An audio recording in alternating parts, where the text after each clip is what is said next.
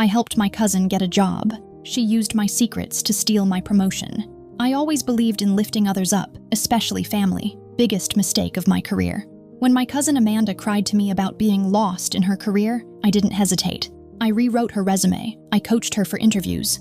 I personally vouched for her at my company. Everyone warned me, careful mixing family and work, but I believed loyalty mattered more. Amanda started strong, polite, eager, grateful, for 2 weeks. Then the changes crept in. She copied my ideas in meetings, almost word for word. She sent private DMs to my boss with suggestions for improvements. She barely understood my own strategies, but I kept brushing it off. She's just enthusiastic. I told myself, she'll find her footing. I didn't realize she was finding it by standing on my shoulders. Fast forward 2 months. Our department was preparing a major presentation for the executive board. I had been working on a secret internal project, a game-changing strategy that could reshape how our team operated. My boss had said if it impressed leadership, it could be my ticket to a senior promotion. The night before the big meeting, I emailed my boss a draft labeled confidential for review only, and left it at that. The next morning, Amanda stood in front of the board, presenting my entire confidential project as her initiative.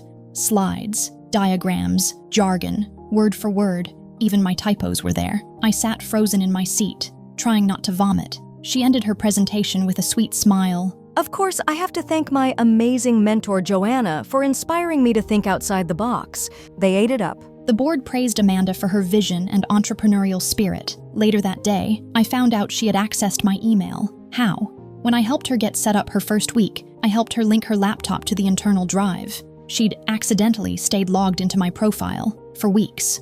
She had been quietly reading my work, my drafts, my notes, and spoon-feeding them into meetings as her own ideas. It wasn't ambition. It was theft, disguised in a cousin's smile. I confronted her privately. She burst into tears, said she was just so scared of failing and wanted to make me proud, manipulative to the very end. I didn't fight. I didn't yell. I documented everything. Quietly compiled the timestamps, email logs, drive access records, presented it to HR and legal. Amanda was fired for misconduct 2 weeks later. Her exit was not pretty. She tried to spin it like I had turned on family. She cried to anyone who would listen, but at the end of the day, nobody cares about crocodile tears when you breach confidentiality. I stayed silent publicly.